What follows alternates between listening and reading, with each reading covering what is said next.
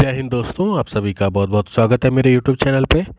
मैं आपको बिहार दरोगा का PYQ करवा रहा हूँ, जिसमें हम 50 क्वेश्चन कर चुके हैं और आज हम 51 से कंटिन्यू करेंगे। तो चलिए शुरू करते हैं। क्वेश्चन है हमारा, और ये जो 2023 में जो परीक्षा हुई थी आपकी बिहार दरोगा की, उसी का ये क्वेश्चन पेपर है और बाकी मैं इसके सैंपल पेपर भी कराऊंगा। तो अप्रैल 2023 में प्रमुख फसल बीमा योजना प्रधानमंत्री फसल बीमा योजना में कितने वर्ष पूर्ण कर लिए थे? तो प्रधानमंत्री बीमा वर्ष योजना जो 2016 में इस आपकी शुरुआत हुई थी, तो उसके 7 वर्ष पूरे हो गए। अभी क्वेश्चन पूछेगा आपसे 2024 में, तो 8 वर्ष हो गए और अभी 9 वर्ष आपके होने वाले हैं। तो 9 वर्ष पूरे नहीं हुए, अभी 8 वर्ष हो गए हैं आपके। प्रधानमंत्री मोदी द्वारा 13 जनवरी 2016 को शुरू की गई प्रधानमंत्री फसल बीमा योजना किसानों के लिए एक उपज के लिए एक बीमा सेवा है, जो अप्रैल 2023 में 7 वर्ष पूरा हो जाएगा। और अगर आपसे पूछ दे कि जनवरी 2025 में इसके कितने वर्ष पूरे हो जाएंगे, तो 7, 8 और ये आपका 9, तो आपके टोटल 9 वर्ष पूरे हो जाएंगे। ठीक है। बक्सर टाइगर रिजर्व राज्य में स्थित है, तो बताइए कि जो बक्सर का टाइगर रिजर्व है ये कहाँ पर स्थित है? तो ये आपका पश्चिम बंगाल में स्थित है।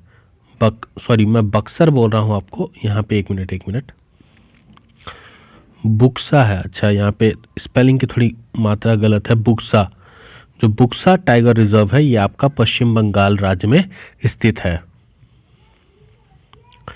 संविधान का अनुच्छेद 25 संबंधित है किससे? तो संविधान का अनुच्छेद 25 आपका धर्म की स्वतंत्रता से संबंधित है। अनुच्छेद 25 धर्म की स्वतंत्रता से संबंधित है। संविधान के भाग 3 में अनुच्छेद 12 से 35 तक मूल अधिकारों का विवरण किया गया है। तो भाग 3 में 12 से 35 तक क्या बताया गया? मूल अधिकारों का। मूल अधिकार अमेरिकी संविधान से हमने लिया गया है और संविधान के भाग 3 को भारत का मैग्ना कार्टा भी कहा जाता है। तो संविधान का जो भाग 3 है उसे भारत का मैग्ना कार्टा की संज्ञा दी गई है। तो आगे बढ़ते हैं।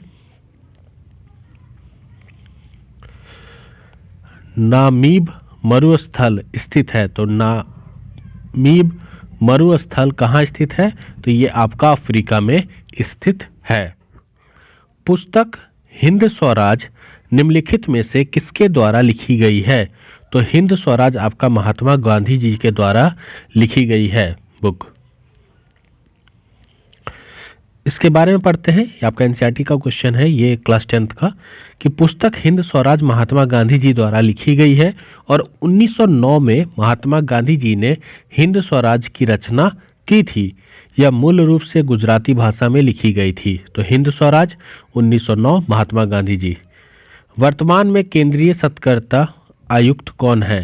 तो ये करंट से क्वेश्चन पूछा गया है। तो उस टाइम पे जब ये क्वेश्चन पूछा गया था, तो उस टाइम पे कौन थे? आपके PK श्रीवास्तव थे। ठीक। संसद के दोनों सदनों की संयुक्त बैठक के लिए गणपूती चाहिए। तो संसद के जो दोनों सदन होते हैं, जिसे जॉइंट सिटिंग कमीशन कहा, जॉइंट सिटिंग जो होती है, उसके लिए कौन सा मतलब इसमें से ऑप्शन होगा जो होना चाहिए? तो दोनों सदनों की जो कुल सदस्यों की संख्या है वो 1/10 होनी चाहिए। तो कुल यहाँ पे वही दिया गया है कि अगर हम संसद के दोनों सदनों का संयुक्त बैठक कराना हो, तो हमें दोनों सदनों के कुल सदस्यों की संख्या का 1/10 होना चाहिए। कोरम या गणपूती सदस्यों की न्यूनतम संख्या है जिनकी उपस्थिति से सदन का कार्य संपादित होता है। यह प्रत्येक सदन में पीठासीन अधिकारी समेत कुल सदस्यों का 10वां हिस्सा होता है। तो कितना होता है? 1/10वां हिस्सा होता है, याद रखिएगा।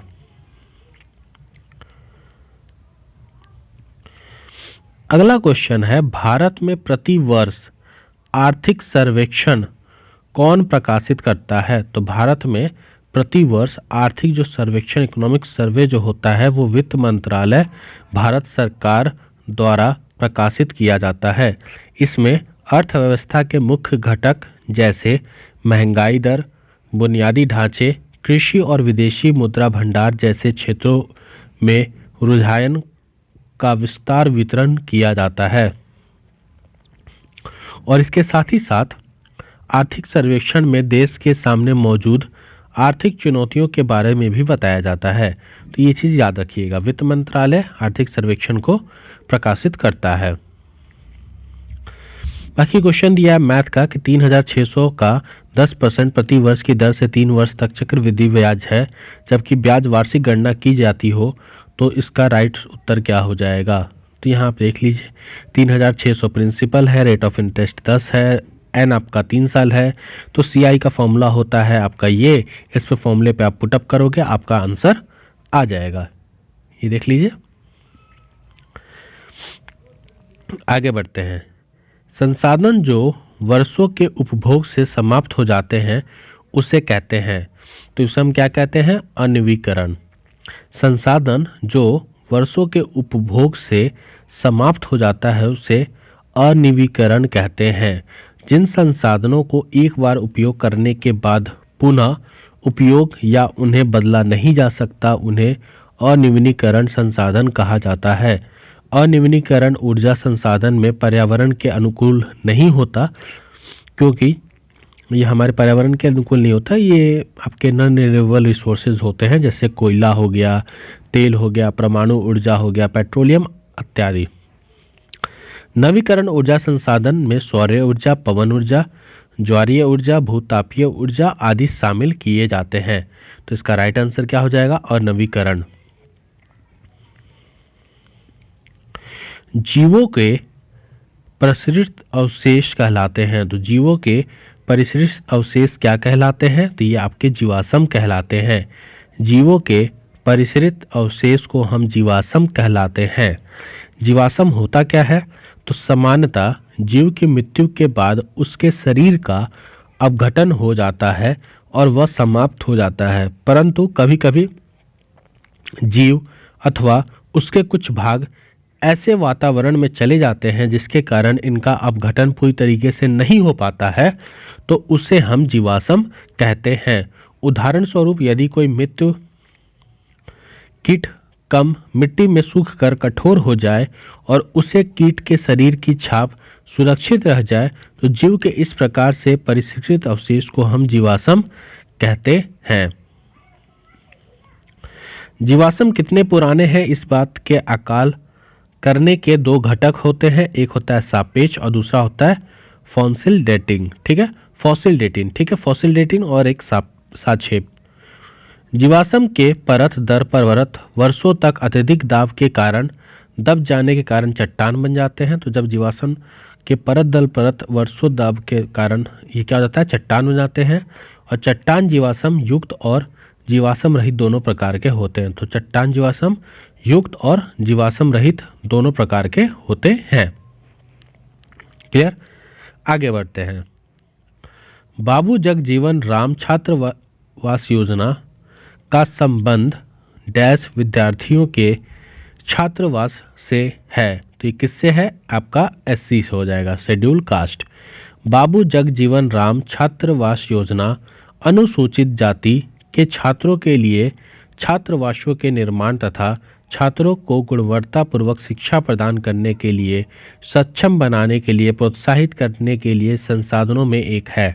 यह योजना लड़कियों के लिए 1961 से 1966 से चल रही है और इसे 1989 और 90 में लड़कों के लिए भी शुरू किया गया था और इसे 2008 और 2018 में संशोधित भी किया गया है। तो बाबू जगजीवन राम छात्रावास योजना किसके लिए, आपका शेड्यूल कास्ट, लड़का और लड़की दोनों के लिए। पहले लड़कियों के लिए था, बाद में इसे चल गए लड़कों के लिए भी शुरू कर दिया गया। कौन सी भारतीय कंपनी बहुराष्ट्रीय निगम नहीं है, तो बताइए कौन सी भारतीय कंपनी बहुराष्ट्रीय निगम नहीं है। तो यहाँ पर आप देखें तो एशियन पेंट्स है, आपकी टाटा मोटर्स भी है, रैनबैक्सी भी है, लेकिन BSNL जो है आपकी ये MNC कंपनी नहीं है। तो भारतीय कंपनी बहुराष्ट्रीय निगम नहीं है, कौन सी, BSNL। बहुराष्ट्रीय कंपनी निगम होता क्या है? तो बहुराष्ट्रीय निगम वे कंपनियां हैं जो अपने देश के साथ साथ अनेक देशों में भी कार्य करती हैं। उन्हें अपनी शाखाओं, सहायक कंपनियों आदि के नेटवर्क के माध्यम से अपनी व्यवसाय संचालित करना होता है। उसे हम बहुराष्ट्रीय निगम कहते हैं। भारत की स्वदेशी लाइट कॉम्बैट एयरक्राफ्ट तेजस ने अपनी हथियार क्षमता के 5वीं जनरेशन को dash air to air combat missile को जोड़ा है। तो भारत की जो स्वदेशी लाइट कॉम्बैट एयरक्राफ्ट है तेजस, उसने जो उसके अपने 5th जनरेशन है उसमें कौन सा air to air combat missile को जोड़ा है? तो ये आपका Python 5th generation Python 5 Bharat की स्वदेशी लाइट कॉम्बैट एयरक्राफ्ट तेजस ने अपनी हथियार क्षमता में 5वीं जनरेशन का Python 5 air to air missile को जोड़ा है। बिहार के कौन से राज्यपाल भारत के राष्ट्रपति बने हैं? तो बिहार के कौन से राज्यपाल भारत के राष्ट्रपति बने हैं? तो ऑप्शन डी रामनाथ कोविंद जी। रामनाथ कोविंद जी भारत के राष्ट्रपति बनने से पहले बिहार के राज्यपाल थे। कब? अगस्त 2015 से लेकर जून 2017 तक। और ये भारत के 14वें राष्ट्रपति थे जिन्होंने अपना कार्यभार संभाला था 2017 से 2022 ईस्वी तक। Nathpa Jhakri hydel power project, Nathpa Jhakri hydel power project Bharat के किस राज्य में स्थित है? तो भारत के हिमाचल प्रदेश राज्य में ये स्थित है। और किस नदी पे? तो सतलज नदी पे। तो याद रखिएगा, Nathpa Jhakri hydel power project Bharat के हिमाचल प्रदेश राज्य में सतलज नदी पर स्थित है। चमगादड़ तथा पक्षी के पंख हैं। तो चमगादड़ तथा पक्षी के पंख हैं क्या? जटिल अंग। चमगादड़ तथा पक्षी के पंख हैं आपके जटिल अंग। चमगादड़ तथा पक्षी के पंख आपके एनालॉगस अंग है, मतलब जटिल अंग है। एनालॉगस ऑर्गन क्या होता है? पक्षी एवं चमगादड़ के पंख को बारीकी से देखने पर पता लगता है कि चमगादड़ के पंख मुख्यतः उनकी दीर्घ उंगलियों के मध्य की त्वचा के फैलाव से बनता है, परंतु पक्षी के जो पंख होते हैं उसकी पूरी अग्रबाहु की त्वचा के फैलने से बना है, जो पैरों से ढकी रहती है। अतः दो पंखों के अभिकल्प उनकी संरचना और संगठनों में बहुत ही अंतर है। तो याद रखिएगा, चमगादड़ तथा पक्षी के जो पंख होते हैं वो उनके जटिल अंग, सॉरी मैंने जटिल बोल दिया था, एक सेकंड से ये गलत है, जटिल नहीं होगा, एनालॉगस होगा। अभी हमने यहाँ पढ़ा था कैसे होते हैं, समवर्ती एनालॉगस होते हैं। तो आपका आंसर क्या होगा? समवर्ती एनालॉगस। बाकी यहाँ पर आप देख सकते हैं कि समाजत अंग जिसे हम होमोलोगस ऑर्गन और अवशेषी अंग जिसे हम वेस्टिगल ऑर्गन कहते हैं। तो समाजत अंग क्या होता है? भिन्न भिन्न वातावरण में रहने वाले जंतुओं के ऐसे अंग जो संरचना एवं उत्पत्ति की दृष्टि से एक दूसरे से भिन्न होते हैं परंतु एक ही प्रकार के कार्य करते हैं, उसे हम समाजत अंग कहलाते हैं। जैसे हमारा हाथ, कुत्तों का अगला पैर, हमारे दांत और हाथी के दांत, ये सब कैसे हैं? भिन्न भिन्न वातावरण में रहते हैं और इनका काम क्या होता है? एक ही होता है। तो these are the homologous organ.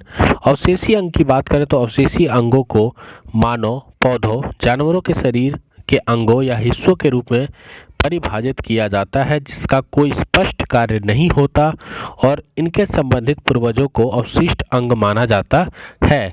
Appendix, अकलदाढ़, बाहरी कान, टॉन्सिल, साइनस इत्यादि।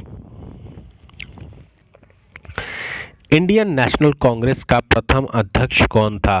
तो इंडियन नेशनल कांग्रेस का प्रथम अध्यक्ष कौन था? तो ये आपके कौन थे? उमेश चंद्र बनर्जी।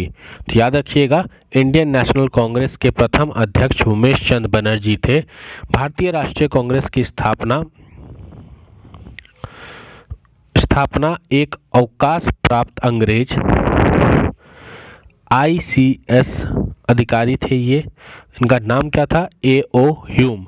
इन्होंने दिसंबर 1885 में इंडियन नेशनल कांग्रेस की स्थापना की थी और इसकी प्रथम बैठक जो हुई थी वो 28 दिसंबर 1885 में बम्बई के ग्वालियर टैंक स्थित गोकुलदास तेजपाल संस्कृत कॉलेज। ये भी पूछा है कि क्वेश्चन में बताइए इंडियन नेशनल कांग्रेस का जो पहला अधिवेशन हुआ था, ये जो पहला आपकी जो मीटिंग हुई थी वो कहाँ पे हुई थी? तो याद रखिएगा गोकुलदास तेजपाल संस्कृत कॉलेज, बम्बई, ग्वालियर टैंक, बम्बई। याद रखिएगा 28 दिसंबर 1885। इसके अध्यक्ष कौन थे? तो इसके अध्यक्ष थे उमेश चंद्र बनर्जी। इसको स्थापना कब की गई थी? तो ए.यू. ह्यूम ने की थी। ठीक है। अधिवेशन के प्रथम अध्यक्ष ये मैंने आपको बता दिया और सचिव उसके कौन थे? ए.यू. ह्यूम थे। 69 E20 क्या है? तो ये आपको पता है कि ये E20 अल्कोहल मिश्रित पेट्रोल है जिसे हम एथेनॉल 20 भी कहते हैं। तो ये आपका ऑप्शन डी हो जाएगा, अल्कोहल मिश्रित पेट्रोल। E20 पेट्रोल के साथ 20% एथेनॉल का मिश्रण है। प्रधानमंत्री श्री नरेंद्र मोदी जी ने 6 फरवरी 2023 को बेंगलुरु कर्नाटका में भारत ऊर्जा सप्ताह के दौरान E20 फ्यूल को लॉन्च किया था। इसमें 20% आपका जो फ्यूल आता है पेट्रोल डीजल, इसमें 20% क्या रहेगा? आपका एथेनॉल रहेगा। लास्ट क्वेश्चन, डैश एक आवश्यक तत्व है जिसका उपयोग प्रोटीन के संश्लेषण में किया जाता है। तो बताइए एक ऐसा आवश्यक तत्व कौन सा है जिसका उपयोग प्रोटीन के संश्लेषण में किया जाता है? तो इसका राइट आंसर हो जाएगा ऑप्शन ए, नाइट्रोजन। अगर हम नाइट्रोजन की बात करें, नाइट्रोजन एक आवश्यक तत्व है जिसका उपयोग प्रोटीन के संश्लेषण में किया जाता है। प्रोटीन अधिक अणुभार वाले नाइट्रोजन युक्त कार्बनिक पदार्थ है। ये पौधों एवं जंतुओं के कोशिकाओं में प्रचुर मात्रा में पाई जाती है। अगर नाइट्रोजन की हम बात करें तो आपका अर्वत सारणी के वर्ण 15 में पाया जाता है और इसके तत्वों में इलेक्ट्रॉनिक विन्यास आपके होते हैं। नाइट्रोजन के प्रामाणिक तथा भौतिक गुण होते हैं, ये आप देख लीजिए और थोड़ा सा पढ़ लीजिएगा इसको कि ये जल से अभिक्रियाएं नहीं करते, ये रंगीन तथा गलनशील गैस होते हैं। ये हवा में थोड़ा हल्का और जल में थोड़ा घुलनशील होता है। नाइट्रोजन काफ़ी कठिनाइयों से द्रवीभूत होता है। साधारण ताप पर नाइट्रोजन निष्क्रिय हो जाता है। ठीक है, यहाँ पे मैं और हमारे वातावरण में आपको पता है कि वातावरण में 78% नाइट्रोजन है, परंतु पादप इसे गैस के रूप में ना लेकर नाइट्रोजन एवं नाइट्राइट्स के रूप में प्रयोग करती है। मैंगनीज की बात करें तो पौधों में एक तत्व की आवश्यकता क्लोरोफिल के निर्माण में होती है और ये नाइट्रेट से नाइट्रेट बनाने में महत्वपूर्ण भूमिका निभाता है। इस तत्व की कमी से पौधों की पत्तियां भूरी हो जाती है। किस तत्व की कमी से? अगर मैंगनीज की कमी हो जाए तो जो पत्ते होते हैं वो कैसे हो जाते हैं? भूरे हो जाते हैं। अगर हम बात करें फास्फोरस की तो ये तत्व न्यूक्लिक अम्ल एवं फॉस्फेलिड पदार्थों में पाया जाता है। कोशिकाओं में निर्माण, बीजों के निर्माण तथा फसलों में परिपक्वता की महत्वपूर्ण भूमिका को निभाता है आपका फास्फोरस। फिर जिंक हो गया, सल्फर हो गया, पोटाशियम हो गया, कैल्शियम हो गया। जिंक इस तत्व की कमी से पौधों की लंबाई में वृद्धि रुक जाती है और पौधे बौने हो जाते हैं। किसकी कमी से? जिंक की कमी से। सल्फर की बात करें तो यह तत्व पौधों के प्रोटीन तथा जीव द्रव्य के निर्माण में मुख्य भूमिका निभाता है और इस तत्व की कमी होने से पौधों और पेड़ों की पत्तियां पीली हो जाती हैं और दलहन फसलों की जड़ों में गांठों के निर्माण से मदद करता है। तो याद रखिएगा सल्फर की कमी से आपके क्या होते हैं?